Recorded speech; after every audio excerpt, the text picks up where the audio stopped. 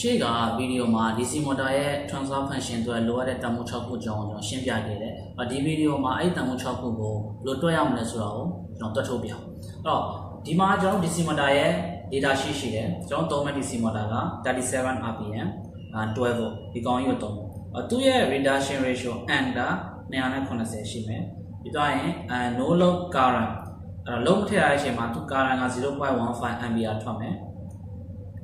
ပြီးတော့ရင် store top ion current က 2.4 ampere ရှိမယ် top ကဒီမှာဆိုရင်37ဆိုရင်32ရှိ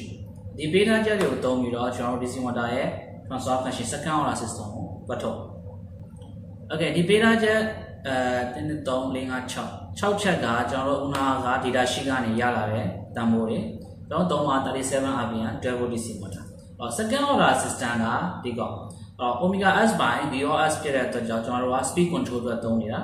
ဒီမှာဒီတန်ဖိုး6ခုကြောင်းကိုကျွန်တော်အရှေ့ဗီဒီယိုမှာရှင်းပြသွားပြီဒီနေ့အဲ့6ခုကိုတွက်ထုတ်ပထမဆုံး armature resistance R က R equal to V by I store ဒီဟာကကျွန်တော်တို့ physics equation V equal to IR ကနေလာတာ R equal to V by I store တွက်လိုက်ရင်5 ohm ရတယ်ဒါရိုးရိုးလေးပဲနောက်တစ်ခုက torque constant KT KT တန်ဖိုးတော့ဆိုရင်ကျွန်တော် torque က beta ချက်မှာT store output က32 kg cm ဖြစ်တယ် SI unit အရာကျွန်တော်တို့မီတာပြောင်းပေးရမီတာပြောင်းမှုတော့1 kg cm မှာ 0.0980565 newton meter ရှိအဲ့တော့မြှောက်လိုက်လို့ရှိရင်3.128 newton meter ရလာ Okay ပြီးတော့လို့ရှိရင် T store motor ပြောင်းပေးရမယ်ဘာလို့လဲဆိုတော့ကျွန်တော်တို့ရဲ့ DC motor မှာအပိုင်းနှစ်ပိုင်းရှိတယ်အထက်ကဒါက gear box အပိုင်းဒါက output အထဲ motor မှာကအန်တန်ဝ290ဆိုတာကအထဲမှာအချိန်290လဲပြီးသွားမှာဒီ output ကတစ်ချိန်ဒီ out အပင် shaft ကတစ်ချိန်လဲတယ်အထဲမှာအချိန်290လဲကျွန်တော်တို့လိုချင်တာဒီအပင်ကောင်လိုချင်တာမဟုတ်အထဲကကောင်လိုချင် motor လိုချင်တာ output လိုချင်တာမဟုတ် motor လိုချင်တာဖြစ်တဲ့ကြောင့်ကျွန်တော်တို့ကကောင် reduction ratio n နဲ့စားပေးလိုက်တယ် 0.01162 newton meter ရတယ်ဒါတို့ KT ရှာဖို့အတွက် histogram motor ကို ISO နဲ့စားပေးလိုက်ရင်ကျွန်တော်တို့ဒီတန်ဖိုးရတယ်ဒါကဘာလို့ဆိုလို့ကျင်တာလဲဆိုတော့ newton meter by ampere 1 ampere မှာဒီလောက် torque ထွက်တယ် 0.00484 ဆိုတဲ့1 ampere မှာ 0.0484 torque ထွက်တယ်ဆိုတော့ပြောချင်တယ်နောက်တစ်ခုက back EMF ကတော့ဘောတော့ကျွန်တော်တို့ equation က KE motor V minus IR by omega ကျွန်တော်တို့တော့မှအားလုံးကကျွန်တော်တို့ motor အထက်ပိုင်း motor အတွက်ပဲသုံးပါ output အတွက်သုံးမှာမဟုတ်နောက်မှကျွန်တော် output အတွက်ကိုမက်လက်မှာ simulate လုပ်တဲ့ခါကျလို့ရှိရင်ကျွန်တော် reduction ratio နဲ့ပြန်စားပေးတယ်ဒါပြဿနာမရှိဘူးအဲ့တော့ဒီမှာဆိုရင် omega က37 rpm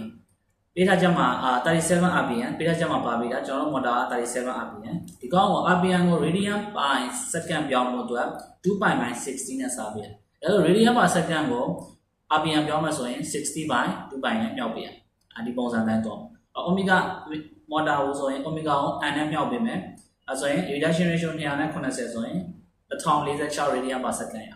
အဲဆို KE motor ထည့်လိုက်လို့ရှိရင်ဒီလောက်ထွက်လာတော့ VS by radian ဆိုတာ voltage by radian per second နဲ့အတူပဲဘယ်လောက် voltage ထွက်လဲဆိုတာကိုပြောပြတယ်နောက်တစ်ခုက friction constant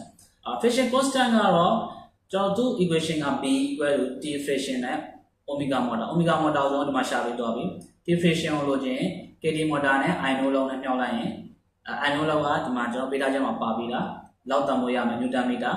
ဒီမှာ B ကိုတွက်လိုက်ရင် 6.94 into 10 power minus 7 newton meter by radian per second ရ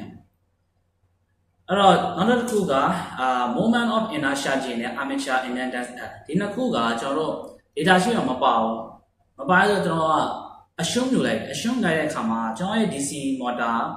ဒါ small DC motor ပဲဖြစ်တဲ့အတွက်ကြောင့်အတန်မို့ကို1 into 10 power minus 4 hertz နဲ့ယူလိုက်တယ်။နောက်ထပ်ကျွန်တော်ဒီမှာ list တွေပေးရတယ်။ဒါကတော့ DC motor အပြောင်းလဲ medium motor လောက်ဖြစ်မယ် large motor ဖြစ်မယ်ဆိုရင်အရှုံးယူဖို့အတွက်တန်ဖိုးတွေကိုဒီကနေကြည့်လို့ရတယ်။နောက်တစ်ခုက moment of inertia 5 into 10 power minus 6 kg meter square ဒါကျွန်တော်ရဲ့ DC motor အသေးလေးပဲဖြစ်တဲ့အတွက်ကြောင့်ဒီလောက်အရှုံးယူလိုက်တယ်။ ground motor ကရှား motor တွေဖြစ်မယ်ဆိုရင်အရှုံးယူဖို့အတွက်ဒီမှာပြလာတဲ့တန်ဖိုးတွေကိုအဆင်ပြေယူပြီးသုံးလို့ရတယ်။ Okay ဒါရအောင်ရပြီဆိုရင်ကျွန်တော် original equation ဖြစ်တဲ့ဒီကောင်ထဲမှာခဏထည့်လိုက်လို့ရှိရင် ဒီ